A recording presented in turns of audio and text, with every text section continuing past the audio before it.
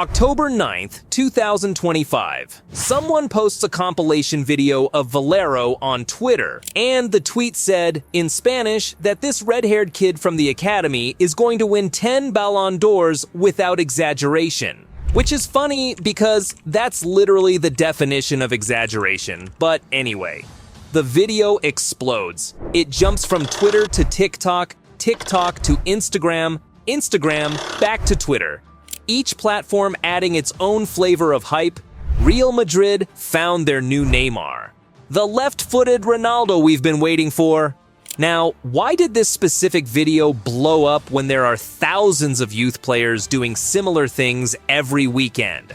Well, timing matters. Ronaldo's in the twilight of his career, playing in Saudi Arabia. Madrid fans are desperate for that next wing wizard. So, when you see a kid who plays on the right wing, cuts inside onto his left foot, takes powerful shots, the comparison writes itself, right? Plus, the algorithm loves this stuff. A 60-second highlight reel of pure skill moves is viral gold. A 10-minute tactical breakdown, nobody's watching that. And once it starts, it feeds itself. Madrid fans share it to celebrate their academy. Rival fans share it to mock the hype. Content creators make reaction videos. News outlets write articles. More people see it, more people share it, and suddenly you've created this perception that everyone agrees.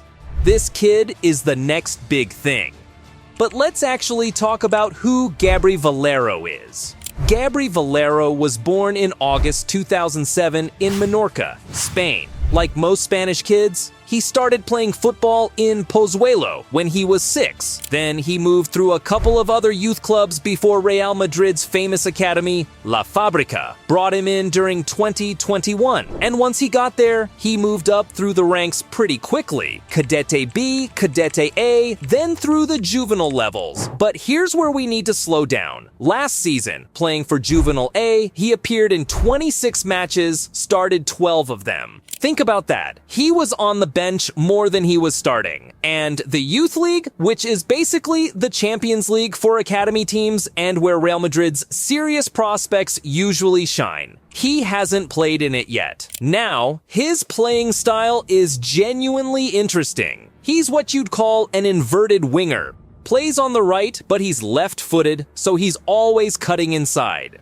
When he gets it right, when he beats his man and curls one in from distance, it looks spectacular. The coaches at Valdebebas, Real Madrid's training facility, they see the talent, they believe in his potential. But they're also pretty clear about what's missing. He needs better composure in the final third. Like, you can't just dribble past 3 defenders and then panic with the finish. His ability to link up play needs work. And physically, he's got to get stronger to handle the aggressive defenders he'll face at higher levels. Youth football is one thing professional football where a 30-year-old defender will absolutely body you. That's different. So, yes, talented kid. Yes, exciting to watch. But we're talking about someone who's still developing at the under-19 level, not someone who's ready to step into Ronaldo's shoes at the Santiago Bernabeu. And actually, that brings up something important about Real Madrid's academy. La Fábrica has this reputation. In the last 20 years, 166 players who came through La Fábrica have played in Europe's top 5 leagues.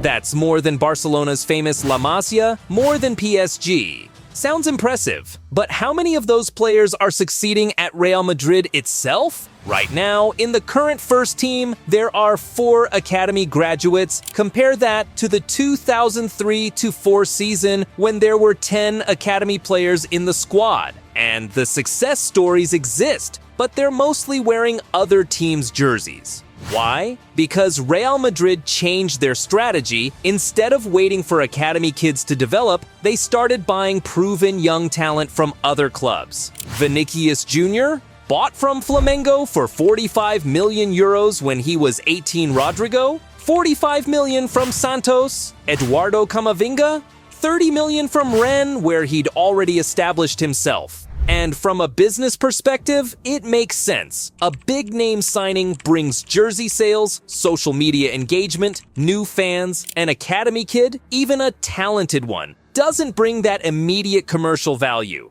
Plus, there's less risk. But what that means for someone like Valero is that the pathway from academy to first team has gotten incredibly narrow, and he's not even the top prospect in his own age group, Diego Aguado. Born the same year, already made his first team debut in Copa del Rey. Thiago Pitarch is regularly called up to Spain's under-20s and trains with the first team. Jesus Fortea is a starter for Spain's youth setup. Even Marcelo's son, Enzo Alves, is considered a bigger prospect at 16 than Valero is at 18. So when people were declaring him the next Ronaldo based on a viral video, they weren't just jumping the gun. They were completely ignoring where he actually stands in the academy hierarchy. And this pressure we put on these kids, it's not harmless fun. It has real consequences. Think about Vinicius Jr. for a second. When Real Madrid signed him in 2017, he was 16 years old, 45 million euros for a teenager with barely any senior experience. The media coverage was insane. Brazil's next superstar, the future of Real Madrid, all before he'd kicked a ball in Europe. And you know what Vinicius said years later? But knowing it's coming and handling it are two very different things. His first couple of seasons at Madrid were rough. Stats showed he was underperforming his expected goals by massive margins. He lost the ball more than any other winger in La Liga. The only reason Vinicius survived and eventually thrived was exceptional mental strength and the fact that the club protected him, gave him time, kept faith. But most players don't get that most players crack under that pressure. You want examples? Freddie Adu was called the next Pelé when he was 14 years old. He never made it professionally at any significant level. Gael Kakuta managed 16 appearances and 0 goals before fading away. Michael Johnson was declared England's next big thing, and injuries destroyed him before he ever reached his potential. Cherno Samba went viral in the early 2000s, back before viral was even really a thing, and then just disappeared. The pattern is always the same. Massive hype before the player is physically or mentally ready. And Valero? He's 18 years old. Every match he plays now, there are thousands of people watching specifically because of that viral moment. Every mistake he makes gets screenshotted and shared. Research shows that players this age haven't fully developed the psychological tools to handle that kind of scrutiny. Social media demands instant results. If you're not delivering immediately, you're declared a bust. How is anyone supposed to develop properly in that environment? So if this pattern keeps repeating, if we've seen this movie 100 times before, why do we keep doing it? Well, the algorithms have a lot to do with it. A 60-second highlight reel can get 1 million views. A thoughtful 15-minute analysis of a player's tactical development and areas for improvement? Maybe 50,000 if you're lucky. The system is literally designed to reward hype over substance. But it's not just the algorithms, it's us. We want this. Every club's fans desperately want to believe that the next superstar is coming from their academy. So when we see any young player doing something impressive, our brains immediately start pattern matching. He dribbles like Messi did. He positions himself like Ronaldo used to, and suddenly we've convinced ourselves we've discovered the next legend. There's also this fear of missing out. Nobody wants to be the person who didn't recognize greatness early, so we overcorrect in the other direction. And there's tribal identity wrapped up in it too.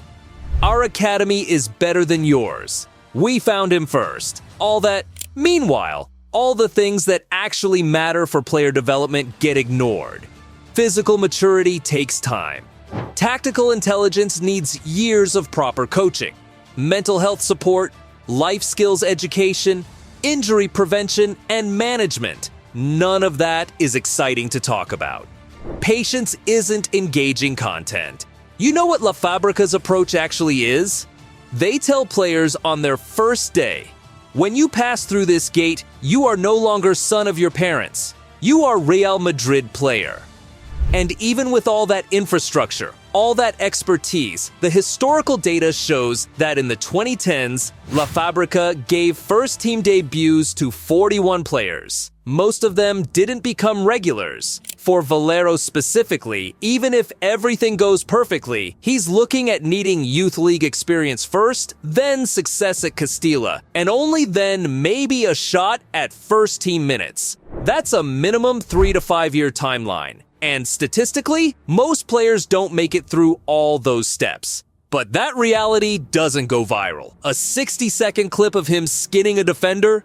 That goes viral. So what's the balanced picture? Gabri Valero is a genuinely exciting prospect. His dribbling skills are undeniable. Coaches at Valdebebas believe in his potential. He's part of a talented 2007 generation, but he's not the next Ronaldo, not the next Messi. He's not even a guaranteed first-team player yet. And the spotlight we've created, he's not ready for it. The real problem is this. We've turned an 18-year-old's development journey into a viral spectacle, created pressure that could destroy his career, and ignored the fact that even in Europe's best academy, most talents don't make it to the top. So maybe it's time we change our approach. Celebrate young talent, support them, but don't suffocate them with expectations. Watch Valero's journey, but don't write the ending when it's just begun. Come back to this video in 5 years. Either we'll see a star who beat the odds, or we'll have another cautionary tale.